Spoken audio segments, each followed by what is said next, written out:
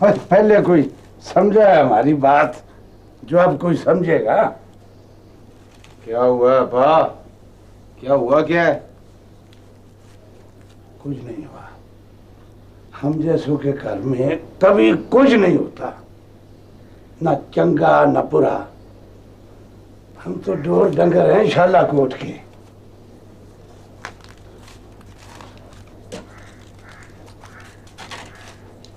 नाराज लगता है अब्बा। नाराज नहीं हूं भाई, मैं तो नाराजगी से भी आगे बढ़ गया हूं।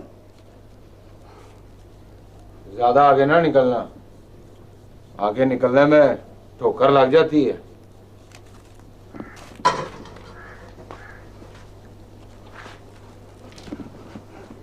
मंसूर मलंगी बजाए शहनाई और उसका बेटा खड़काए ढोल। अरे बता, मैं खुश हूं?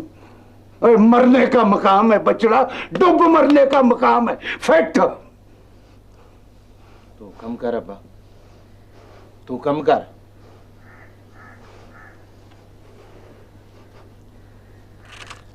मेरे दादे की किसी ने न समझी। मेरा प्यो बोलता मर गया, ओए मंसूर मलंगी ये शहनाई छोड़ दे। ओए जब तक ये तेरे हाथ में है तेरा कुछ नहीं बनना। ओए कौवा है तो दो चार किताबें पढ़ के मोर बन जा। दो पंख लगा ले इल्म के, सारे सलाम करेंगे। पर बेटा जी जब मैंने ना सुनी तो तू कब सुनेगा? क्या करूं मैं?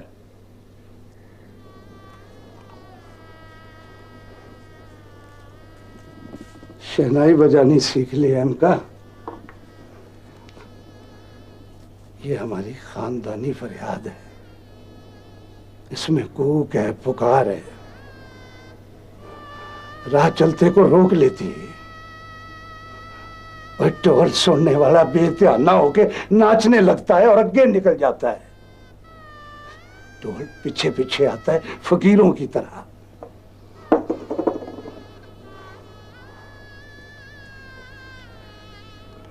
तू शहनाई बजाना सीख जाता तो रेडियो स्टेशन पहुंच जाता, सारी दुनिया में कला जग जाती तेरी। तू तो शहनाई बजा लेता था अब्बा, तू क्यों नहीं पहुंच गया रेडियो स्टेशन? ये अपने अपने नसीब की बात है पुत्रा। पहले मैं बेवा मां के आंसू पोंछने में लगा रहा, फिर तेरी मां की बीमारी उनसे बंधा रहा,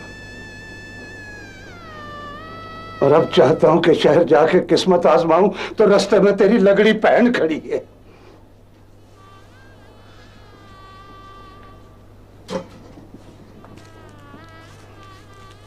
किसी की परवाह नहीं करते अब्बा। अगर तेरी जिंदगी बन जाती ना, मैं और रजिया ऐसे रोलते ना फिरते। ठीक कहता है तू,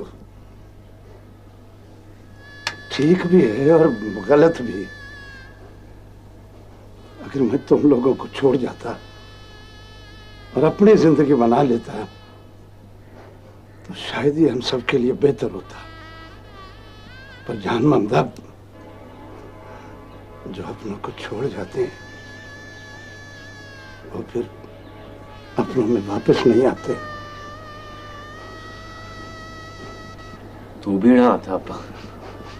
और सोनिया, हम जैसों के पास इन रिश्तों नातों के सिवा होता ही क्या है? अपनों से मिलता क्या है अब्बा?